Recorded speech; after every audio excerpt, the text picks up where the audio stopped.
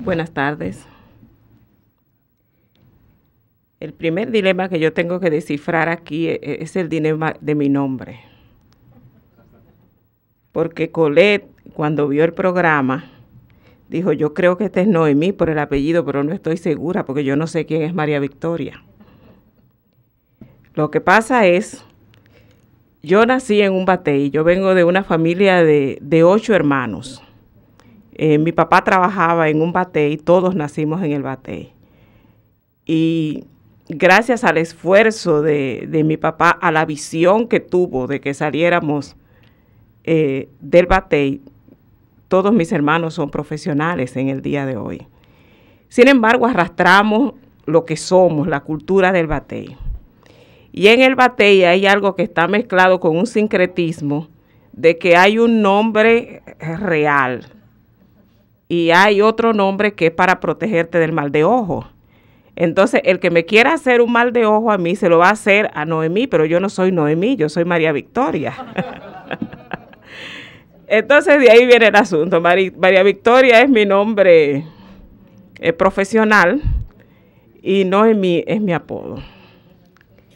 Bueno, como ha dicho Lenny, reitero las gracias que han dado los que me han antecedido en la palabra. A la universidad y a CEDAIL, porque va a ser un año que no estoy en CEDAIL, estoy como consultor independiente, sin embargo, ni ellos logran zafarse de mí, ni yo logro zafarme de ellos. Y CEDAIL me ha pedido que viniera a esta actividad porque el doctor Hubiera, que es el director ejecutivo de la institución, tenía otros compromisos. Tal como dijo Lenny, yo soy abogada de profesión y tengo especialidad en derecho penal y en derecho laboral. En mi mal inglés, yo sé que Lenny dio algunas referencias de lo que era CEDAIL. Sin embargo, yo tengo unas notas aquí, que es una organización que se fundó en el año 1979, que se dedica fundamentalmente a ofrecer asesoría, acompañamiento y educación legal a los sectores más empobrecidos de la población dominicana. Para realizar este trabajo, CEDAIL tiene 4 grupos priorizados. Dentro de esos grupos están las mujeres víctimas de violencia intrafamiliar y de violencia de género, están los menores en conflicto con la ley penal, están los campesinos y campesinas por todo el tema de la tenencia de la tierra que hay en República Dominicana, problemas que vienen heredados por el desplazamiento de los campesinos, primero para las plantaciones de caña, es decir, todas esas extensiones de caña que hay en la República Dominicana, toda esa tierra repartida en 3 grupos, entre el Estado, con los ingenios del Estado cuando estaban funcionando, con el Central Romana, que en el este tiene la mitad de las tierras del este, y con la familia Vicini, que tiene la otra mitad de las tierras del este. Entonces, por eso los campesinos entran dentro de esta prioridad. Y a ellos se incorpora también todos los desplazamientos que ha habido y que hay en este momento con el tema del turismo. Carlos ponía el ejemplo del campo de golf de la Romana. Es probable que esas tierras estuviesen legitimadas como propiedad del Central Romana. Sin embargo, para la zona de Bávaro, para la zona de Punta Cana, ahí ha habido mucho desplazamiento de pescadores, de gente que dedicaban sus tierras a sembrar coco, para vender la copra del coco, y hoy en día la zona de Miches y Sabana de la Mar, pues playas que eran vírgenes, los campesinos, los pobladores de esas comunidades están siendo desplazados por el tema del turismo. Entonces, en ese sentido, entran los campesinos dentro de los grupos que CEDAIL ha priorizado y definitivamente están los migrantes haitianos. CEDAIL ofrece asesoría y asistencia legal gratuita a estos grupos humanos. Tiene 11 oficinas ubicadas de manera estratégica en el territorio nacional, repartidas entre la capital, el este, el sur y el norte del país. En el tema que nos ocupa, que es lo que está vinculado con los migrantes haitianos, SEDAIL ha realizado trabajo para la restitución de derechos fundamentales en el tema de la documentación de los dominicanos de ascendencia haitiana, participando y liderando con otras organizaciones de la sociedad civil debates sobre leyes, resoluciones, reglamentos y otras decisiones administrativas que impiden el ejercicio y el disfrute del derecho a la nacionalidad consagrado en la Constitución de manera clara hasta su reciente modificación.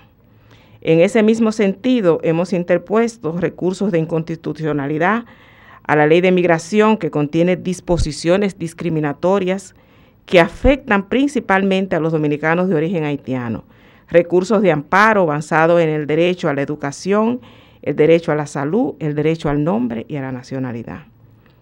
Otro tema que es ampliamente trabajado por SEDAIL y por la suscrita, ya les conté al principio que estoy atrapada en la trampa, son las demandas relacionadas con los derechos laborales de los trabajadores migrantes haitianos. Un caso emblemático que estamos manejando en este momento es la demanda que fue presentada por 500 cortadores de caña contra el ingenio Cristóbal Colón, que es propiedad de la familia Vicini, para que se suscribiera un contrato de trabajo por escrito que recogiera las disposiciones que estaban establecidas en el Código de Trabajo Dominicano. Este caso se inició en el año 2006, obtuvimos ganancia de causa en el primer grado. El tribunal ordenó que se suscribieran los contratos de trabajo y que se reconocieran los derechos que estaban establecidos en el código. La empresa recurrió en apelación tuvimos una ganancia parcial y en estos momentos el caso se encuentra en la Suprema Corte de Justicia, solo como para poner un ejemplo de los trabajos que hace SEDAIL. Bueno, cuando yo pregunté que cuál era el tema, me dijeron que tenía un poco que ver con las relaciones entre la República Dominicana y Haití, cómo estaban establecidas y cuáles eran como los principales temas de conflicto antes del terremoto, cómo se replantean esas relaciones a partir del terremoto y finalmente algunos desafíos a partir de todo lo que ha pasado. Las relaciones entre la República Dominicana y Haití han sido temas de debate por muchos años, desde diferentes ópticas y bajo la sombrilla de intereses diversos. Históricamente han estado marcadas por el conflicto y por la confrontación. Una situación heredada de la dominación colonial en la que los intereses metropolitanos tuvieron la isla como escenario. El hecho más importante que ha contribuido a marcar de este modo las relaciones es que los haitianos ocuparon el territorio dominicano durante 22 años. Ese es uno de los principales elementos de tensión que se recuperan. Y que República Dominicana, paradójicamente, no se independizó de ningún país de Europa, se independizó de Haití. En el siglo XX, las relaciones dominico-haitianas estuvieron marcadas por las confrontaciones y por perturbaciones políticas que distorsionaron los objetivos de paz y de amistad entre ambos países y entre países vecinos, que estamos amarrados indefectiblemente. A diferencia de otros países latinoamericanos, los reclamos de los límites fronterizos fueron resueltos en el siglo XIX. Esto contribuyó a que no se produjeran conflictos armados entre los dos países. Sin embargo, en los gobiernos dictatoriales que habían en Haití y los gobiernos autoritarios que habían en República Dominicana, pasando por los dictatoriales también, se empeñaron en manejar estas relaciones como si ambos países tuviéramos un conflicto. El profesor Rubén Sillier, que es actualmente el embajador dominicano en Haití, es una de los intelectuales dominicanos que más ha trabajado el tema de las relaciones dominico-haitianas. Y una de las cuestiones que recupera Cilliers en uno de sus trabajos es que dice que durante la dictadura de Trujillo se construyó en la parte este del país una ideología antihaitiana, a la luz de la cual se produjeron muchos estereotipos y prejuicios, acompañados de los supuestos propósitos expansionistas de los haitianos, llegando a distorsionar el hecho de la incipiente migración haitiana como una estrategia de una reocupación del territorio dominicano.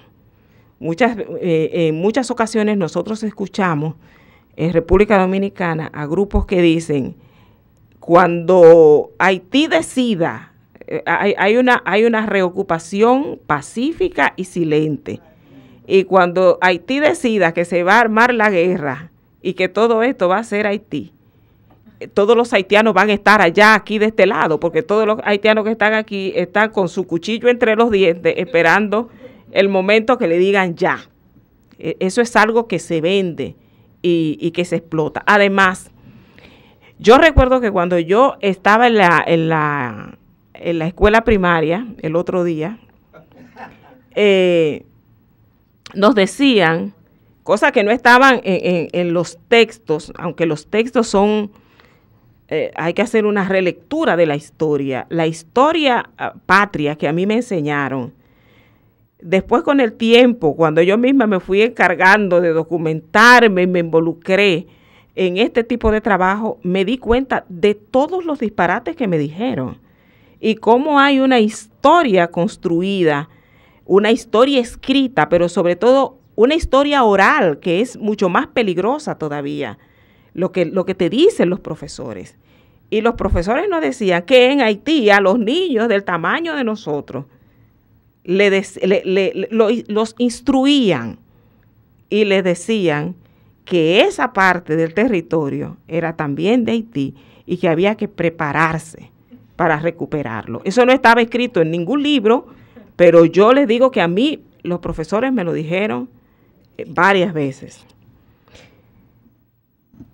Trujillo llegó a tener mucha influencia sobre la base de corromper personalidades que obtenían beneficio de la importación de los braceros haitianos. Bracero es una palabra que a mí no me gusta, estoy citando a Cilliers porque así se tratan, como si fueran solo brazos para cortar la caña y que no hay más nada, para la industria azucarera dominicana. Estas diferencias y confrontaciones están basadas en una serie de argumentos, tales como, primero, que la mano de obra barata deprime el salario nacional. Y hay que decir que los trabajadores migrantes haitianos que llegaron en principio a cortar la caña estaban haciendo un trabajo que los dominicanos nunca han querido hacer.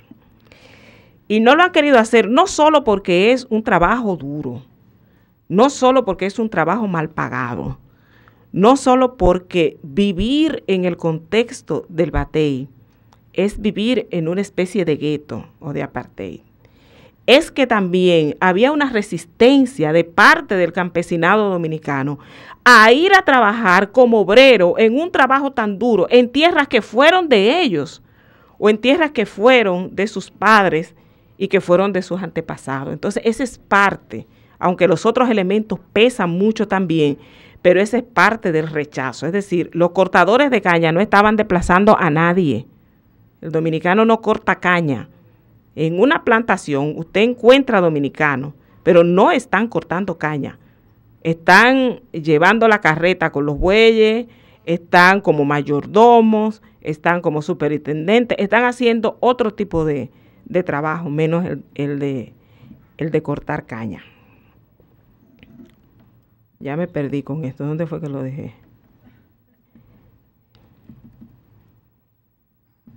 Bueno, estaba diciendo que cuáles eran los argumentos, y el primero de los argumentos era que la mano de obra barata deprimía el salario nacional.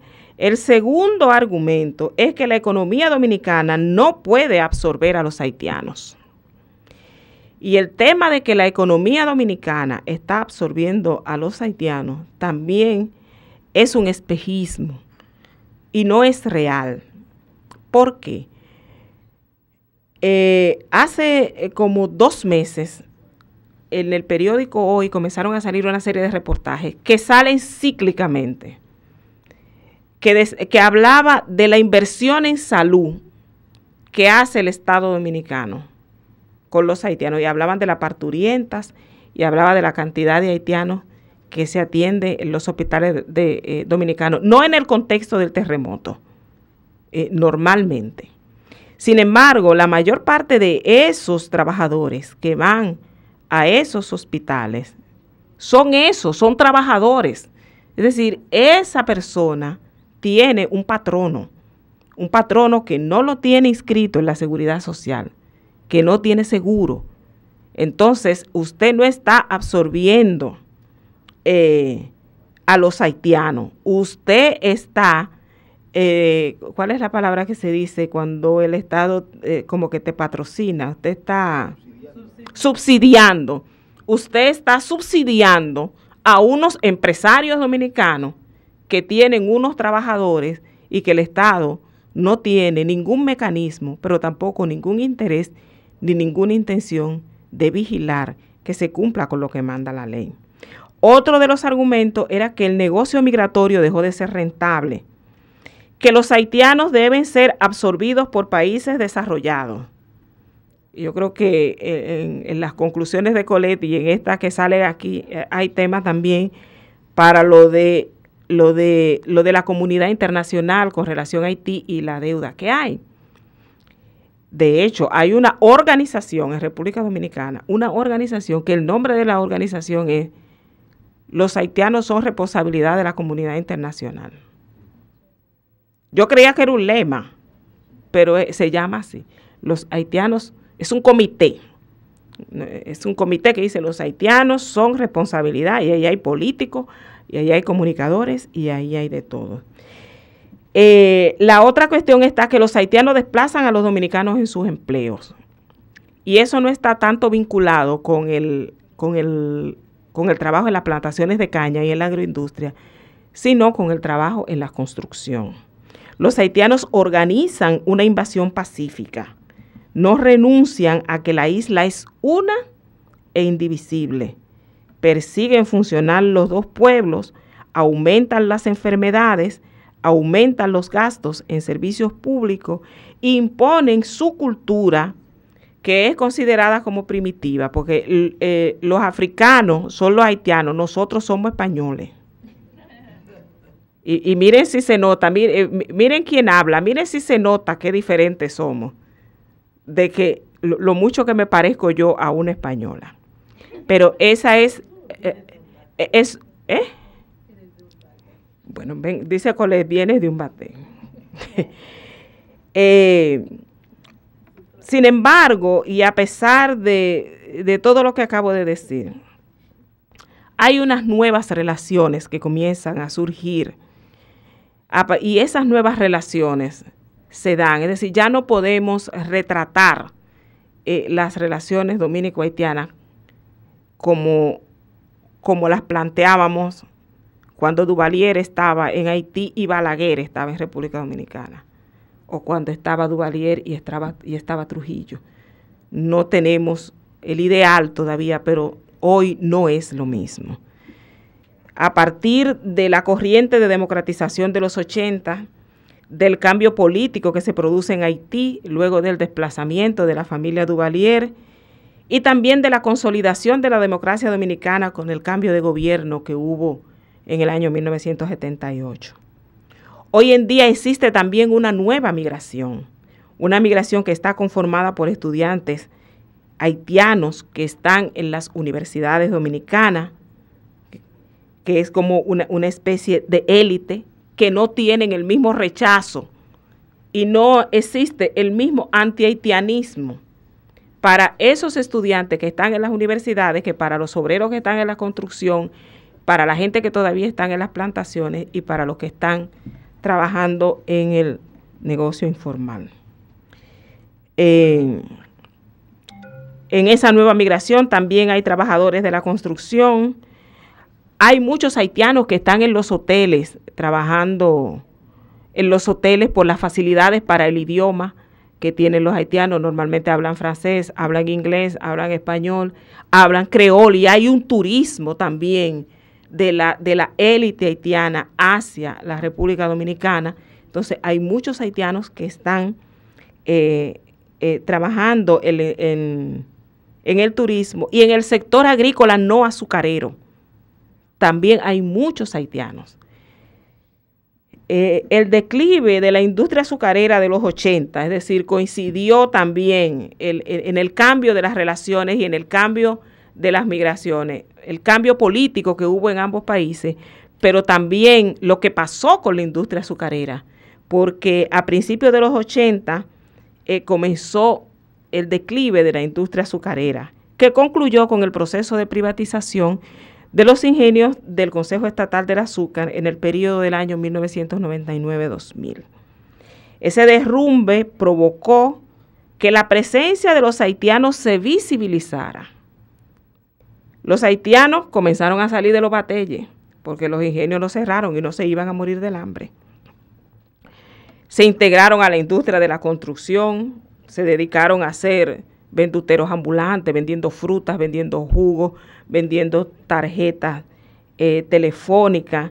Comenzaron a mudarse para las ciudades, se ubicaron en los barrios marginados, donde están los cordones de miseria de las ciudades más grandes de la República Dominicana.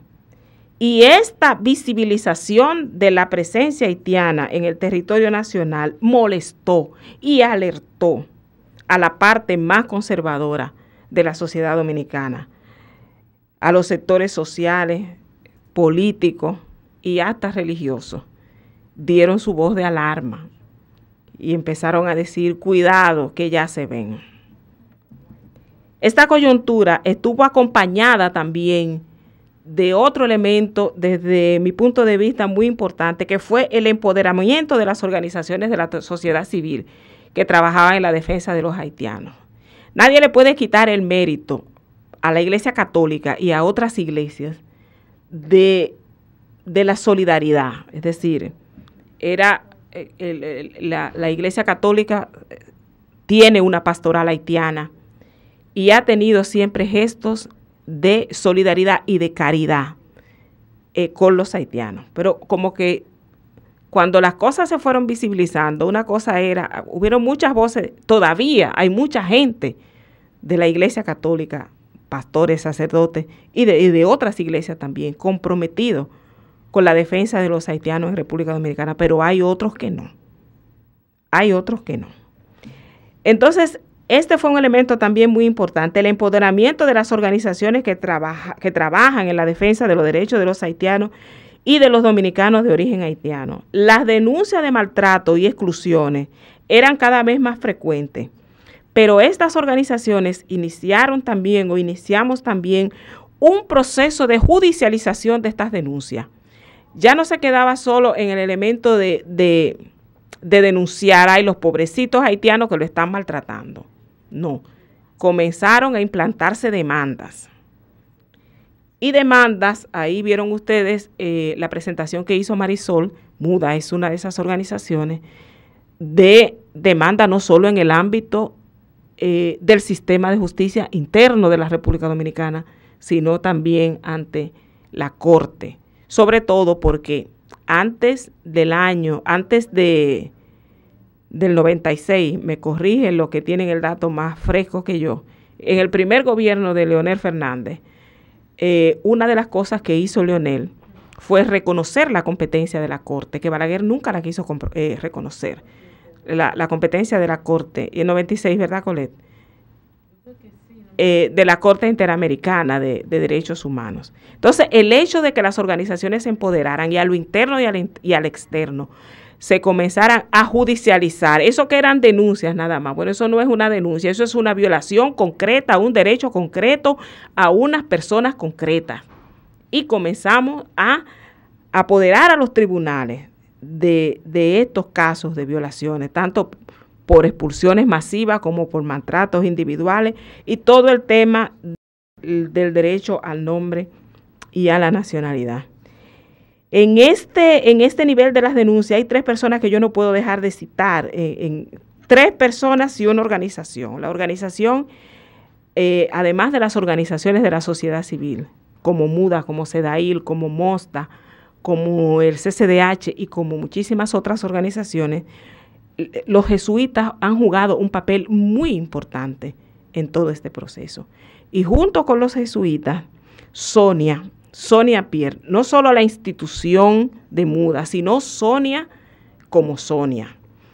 Y además de Sonia, el padre Christopher Hadre y el padre Pedro Ricuá. Son 3 personas que dieron a Sonia, no han podido todavía desnacionalizarla y no han podido hacer otra cosa que soportarla, y a Ricuá y a Hartley lo sacaron a uno detrás del otro. Porque fue el momento donde la cosa estaba como agua para chocolate con relación a las denuncias y con relación también a la internacionalización del tema de cosas que se sacaban con nombres y con apellidos. El tema de la documentación de los dominicanos de ascendencia haitiana, la regularización de la mano de obra en el sector de la construcción, en el sector agrícola y en el sector azucarero, son demandas que están muy vigentes todavía. A pesar de todas estas premisas y de los acontecimientos lamentables que se han generado, como son el caso de Atillo Palma, que me imagino que ustedes que son estudiosos de las relaciones de República Dominicana y Haití habrán tenido referencia de ello, así como otros casos. Hay espacios positivos, hay una construcción positiva, hay un acercamiento, hay muchas experiencias exitosas de relaciones de instituciones dominicanas con instituciones haitianas, el acompañamiento a los refugiados, el acompañamiento a los trabajadores. Estas nuevas relaciones incluyen también iniciativas que vienen del Estado, es decir, no todo es un terremoto. Hay iniciativas también que vienen de instituciones del Estado, que están relacionadas con el medio ambiente, que están relacionadas con organizaciones campesinas, haitianas y dominicanas. Hay un espacio, EDISA, a mí se me olvidó ahora, yo no sé si tú te acuerdas, Colette, que es lo que quiere decir las siglas de EDISA, pero es el espacio donde convergen organizaciones de Asua, de Barahona, de la zona sur, con organizaciones de Haití. La iniciativa de los síndicos de la frontera también, los síndicos del lado dominicano y los síndicos del lado haitiano, todas estas son iniciativas antes del terremoto, que estaban ahí y que nos dicen que hay una construcción positiva de relaciones entre ambos países. Sin embargo, una cuestión importante también es que la parte que menos se visibiliza y que nosotros recuperamos en este trabajo es que existe una construcción social del anti-haitianismo y que esa construcción está promovida por las élites sociales, políticas, económicas y algunas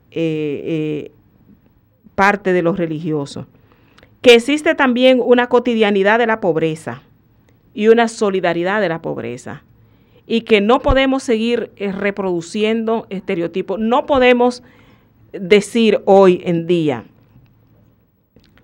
Colette, y digo Colette porque hacíamos un comentario ahorita, en los bateyes ya no se puede hablar de los bateyes como un espacio donde solo hay haitianos. En los bateyes hay muchos haitianos y sobre todo hay una población con la que el Estado dominicano y con la que los centrales azucareros tienen una deuda social y tienen una deuda económica, que es todos esos ancianos que ya no, hoy menos que nunca, que ya no pueden volver a Haití, que tienen 30, 40 y 50 años viviendo en República Dominicana y que no tienen nada no tienen una residencia temporal, no tienen una residencia permanente, no tienen un permiso de trabajo, no tienen un carnet de migración, no tienen nada. No solo no tienen seguro social, sino que esos trabajadores cotizaron por 20 y 30 años para la seguridad social, para el plan de pensiones y jubilaciones. Y en el año 2001 se cambió la ley. Y la ley de seguridad social dice que para darte tu pensión, tú tienes que estar documentado. Y ese documentado no te vale un carnet de migración.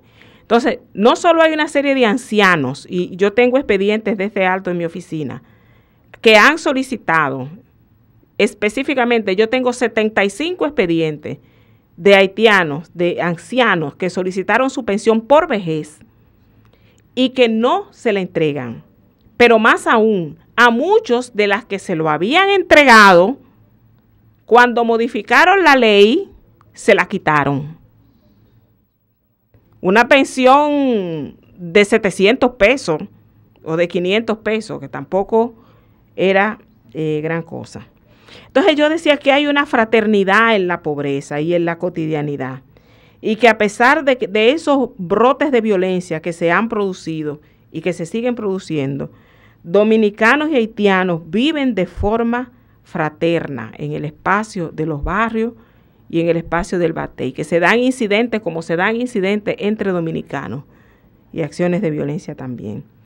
La frontera no es tampoco esa frontera de Cuanto Trujillo, es un espacio de intercambio comercial muy importante para ambos países. Y yo quiero refrescar lo que pasó, creo que fue a finales del año pasado, cuando Haití prohibió la importación de pollo y de huevos. ¿Fue en el 2008? No, el año pasado, Colette. Por la gripe aviar y no sé qué cosa. Pues ahí fue que los dominicanos nos dimos cuenta, cuando los comerciantes dominicanos comenzaron a gritar y comenzaron a decir que iban a quebrar y que fueran a hablar con los haitianos y que eso había que arreglarlo. Se comenzó a visibilizar la cantidad de relaciones comerciales que hay entre los dominicanos y los haitianos. Y eso pasó también cuando en uno de estos diciembre, no tengo el dato de la fecha, los haitianos que trabajan en la zona de la frontera se van en diciembre a pasar las Navidades con su familia. Y yo no sé qué vagabundería fue que le dio al ejército dominicano, qué orden le dieron, que cuando iban a retornar no lo dejaban cruzar.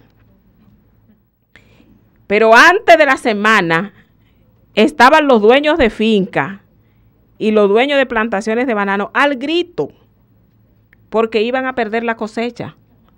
Y estaban haciendo esfuerzo con las autoridades dominicanas para que le dejaran pasar a los trabajadores. Entonces ahí se ve también la importancia de no solo de esos argumentos y de esos prejuicios que se manejan, sino del aporte que hacen los haitianos a la economía dominicana. Todo esto, ya todas estas iniciativas positivas que se estaban dando antes del terremoto, en el contexto del terremoto, hay dos palabras con las que yo describo la situación, de una necesidad de tender puentes y de derribar prejuicios. Y es que el terremoto del 12 de enero marcó las relaciones entre República Dominicana y Haití. No va a volver a ser lo mismo. A lo mejor no avancemos con el paso que queremos, pero hay cosas que no se van a poder, no se podrán recomponer de la misma manera que estaban antes. El terremoto no solo enlutó y entristeció a Haití, enlutó y entristeció a los dominicanos. Y yo me quedé con la boca seca cuando yo escuchaba comunicadores que nunca tuvieron una palabra de respeto para los haitianos. Hablando de los hermanos haitianos, como ellos sentían, si no decimos, tenemos que afirmar que somos, y los hermanos haitianos, y llegaron allá, pero llegaron con su cámara, porque había también mucho venderse como solidario. Fueron de la gente que que tuvieron que bajar la guardia y que no, que todavía en este momento no han podido recomponer en los medios de comunicación ese discurso antihaitiano, porque le decía, hay como luto, yo no sé cuánto va a durar, pero de que hay un luto y tenemos que aprovechar ese duelo. Los que siempre hemos sido solidarios con Haití, tenemos que aprovechar ese duelo para que no se quiten el luto y no amanezcan vestidos de colorado de un día para otro, ¿verdad? Entonces, la solidaridad, Colette lo decía, y a mí no me da pudor como dominicana decir la solidaridad que ha tenido el pueblo dominicano ante esta tragedia. A mí me dijo un sacerdote, mira Noemí, cuando el terremoto, mientras muchos organismos internacionales de cooperación que estaban en Haití desde antes del terremoto, mientras ellos estaban saliendo, respetando protocolos de seguridad, porque no sabían lo que iba a pasar en ese momento, los dominicanos estábamos llegando. Sí, mientras había gente saliendo de Haití, porque tenía miedo y porque no sabía lo que iba a pasar, que volvió después, pero que en ese momento salió. Mientras ellos iban saliendo, los dominicanos estábamos llegando. Colette lo decía, la primera persona que llegó a mi casa fue Máxima, una dominicana de las solidarias de siempre. Y esas primeras horas después del terremoto fueron cruciales. Y fueron cruciales también las relaciones que estaban establecidas entre los grupos comunitarios, organizaciones religiosas, haitianas y dominicanas que mantenían comunicación y contacto y que utilizaron sus contactos y sobre todo utilizaron su reputación en la zona para movilizar ayuda y para movilizar recursos. La dimensión de la solidaridad se dejó ver en todas las esferas. Y Marisol mostraba algunas fotografías de lo que estaban haciendo los dominicanos en Haití, pero también los dominicanos aquí. El Estado dominicano ofreció todas las facilidades para que ingresaran personas heridas al territorio nacional. El Hospital General Melenciano, que es el que está en la provincia fronteriza de Jimaní y que es el punto más cercano a Puerto Príncipe, jugó un papel primordial. Un pequeño hospital que lo que tiene son 32 camas, repentinamente tuvo que aumentar su capacidad a 216 camas en las primeras horas del terremoto. El personal médico trabajaba en turnos de 72 horas y el Estado ofreció una respuesta inmediata de medicamentos. Otros hospitales del país recibieron también una cantidad considerable de heridos. Los hospitales traumatológicos que hay, el profesor Juan Bosch y el hospital Darío Contreras, la Plaza de la Salud, el Robert Rick Cabral, entre otros. Pero es importante también señalar la actitud de la población en general. Permanentemente, a través de la prensa radial y televisiva, se hacían llamados a través de la radio y de la televisión solicitando sangre para pacientes que habían venido y que iban a ser intervenidos. Mi esposo es médico y trabaja en uno de esos hospitales. Y decía, mira, cuando llaman diciendo que se necesita sangre, el hospital se llena de inmediato de gente ofreciendo sangre para donarla. Una de las dificultades que había también en los hospitales era la barrera del idioma, que se convirtió en un problema en principio. Pero también los haitianos que viven en el país se presentaron a los hospitales ofreciéndose como intérpretes y acompañando a los médicos. Los dominicanos ofrecieron acogida en sus casas para los haitianos que necesitaban recuperación. Se habilitaron casas para estos fines, políticos, artistas, ciudadanos de a pie, iglesia. No solo abrieron las puertas de sus casas, sino también la del corazón a sus vecinos. Yo no voy a hacer un panegírico de la ayuda que ofreció la República Dominicana de Haití. El gobierno también ha sacado sus ventajas de esto, sobre todo en el contexto electoral que estamos, que hay elecciones el domingo que viene. porque definitivamente los primeros que ayudaron a los haitianos fueron los haitianos. Yo quería contar aquí también una experiencia y que está vinculado con el tema de la documentación, de lo que pasó con los haitianos que están en los bateyes. Era tristísimo ir a los bateyes en esos días y ver cómo había tanta gente desesperada, tanta gente sin comunicación, sin dinero, pero sobre todo con el miedo de que aunque yo consiga el dinero, yo no me voy porque yo no sé cuánto va a durar esta apertura, si me van a dejar volver. Ahí se vio una consecuencia muy dramática de la falta de documentación. Yo quiero citar a Mario Serrano, que es un sacerdote jesuita, que muy amigo de Colette y Marisol, tiene que conocerlo. A nuestro querido Moreno, que hace una reflexión en la última revista que sacaron los jesuitas, en el que él aborda 3 prejuicios que se derribaron con el terremoto. Y cito a Mario. El primero está referido a la incapacidad del pueblo haitiano para resolver sus problemas. Y habla en su trabajo del concepto clave de la resiliencia o la capacidad humana para enfrentar, sobreponerse y salir fortalecido o transformado por experiencias de adversidad.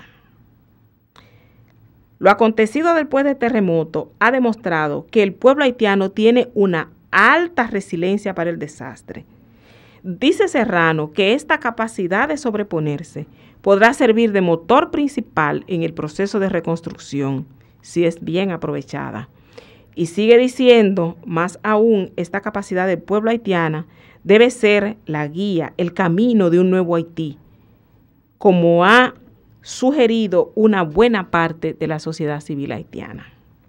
El segundo prejuicio dice que reside en la sobrevaloración de la capacidad de la ayuda internacional.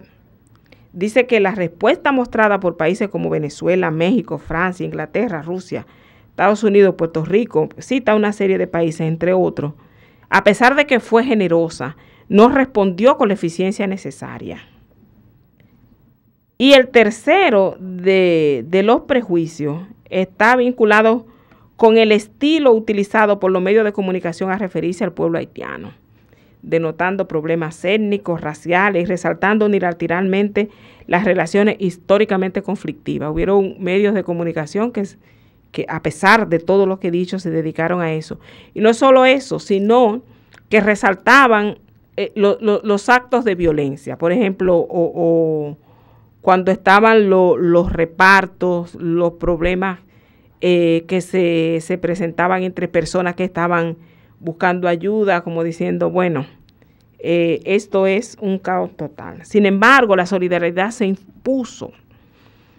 Fue una buena oportunidad para mucha gente de conocer Haití, mucha gente que no conocía lo que era Haití. Definitivamente bajaron las tensiones y es un reto para todos el que no permitamos que la tragedia de Haití y el terremoto sepulte una serie de tareas que están pendientes del lado dominicano y que se olvide todo eso.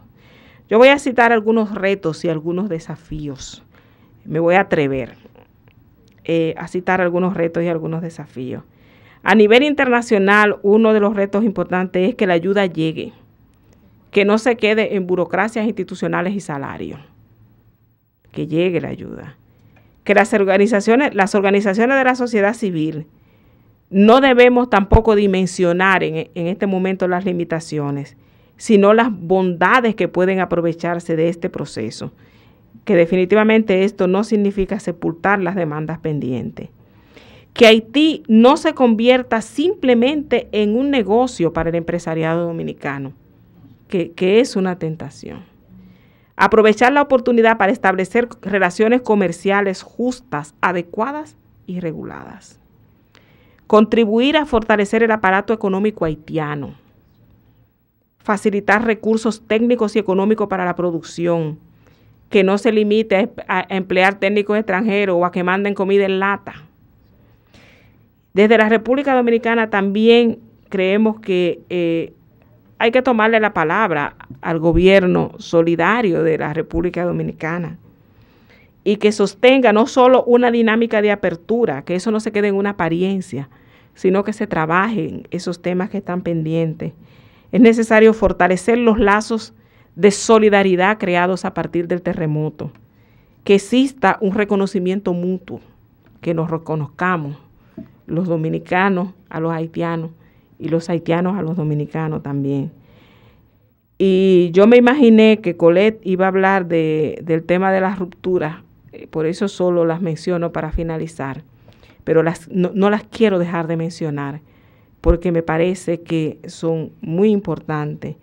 Las organizaciones haitianas se reunieron y como fruto de esa reunión están esas 4 rupturas que son necesarias.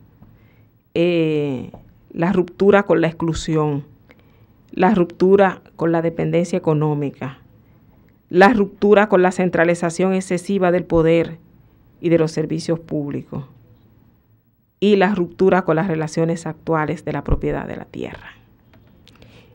Y puede haber un nuevo Haití. Gracias.